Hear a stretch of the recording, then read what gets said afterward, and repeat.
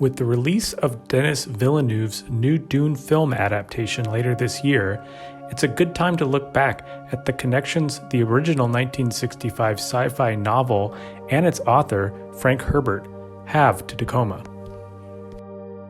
If you're not familiar with the novel Dune, it takes place far into the future and revolves around the harsh desert planet Arrakis, also known as Dune.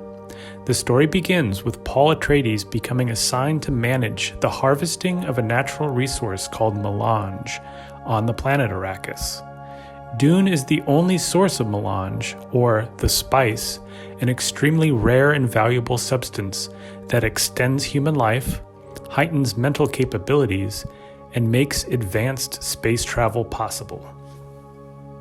Its author, Frank Patrick Herbert, was born October 8, 1920, at St. Joseph's Hospital in Tacoma. Frank grew up in Tacoma and lived in a few different neighborhoods, such as East Tacoma and South Tacoma.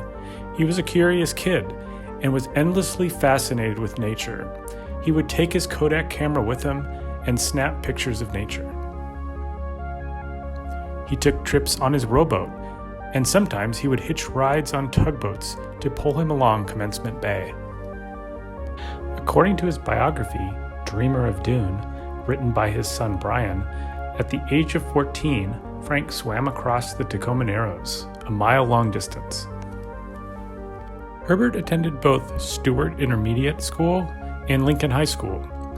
It was at Lincoln where he began writing for the Lincoln High newspaper. Herbert also worked for the Tacoma Ledger as a copy boy and reporting on assignments when regular reporters were on vacation. While in high school, Herbert ran away from home due to an unstable household. He and his sister caught a bus to Salem, Oregon to live with a relative.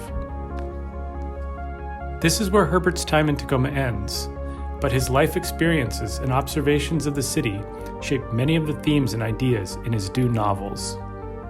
His work in the newspaper business in Tacoma made him familiar with world politics and world events, which he would use in crafting his science fiction writing, especially Dune. Another inspiration from Tacoma was witnessing the pollution and environmental industrialization happening at the time. In the 1930s and 1940s, Tacoma's smelters and pulp mills released noxious smoke fumes, vapors, gases, and other toxins. A variety of heavy metals, lead, arsenic, chromium, cadmium, nickel, and copper and zinc were also released. Protection of natural resources and living in harmony with nature was an important part of Herbert's philosophy. He explored the themes of environmentalism and government exploitation of natural resources in Dune. Recently, in 2019, the city of Tacoma built and dedicated the Dune Peninsula in Point Defiance to Frank Herbert. Once the site of the Isarco copper smelter, which polluted the area, Metro Parks removed hundreds of thousands of cubic yards of dirt and installed a geotextile cap over the contaminated area to create the new park. If you would like to learn more about Frank Herbert or read his novel Dune, we have a variety of Herbert-related materials at the Tacoma Public Library, including Frank Herbert's biography, Dreamer of Dune, which is available as a physical book for checkout. The novel Dune is available on ebook, audiobook, and physical book, as well as the other books in the Dune series.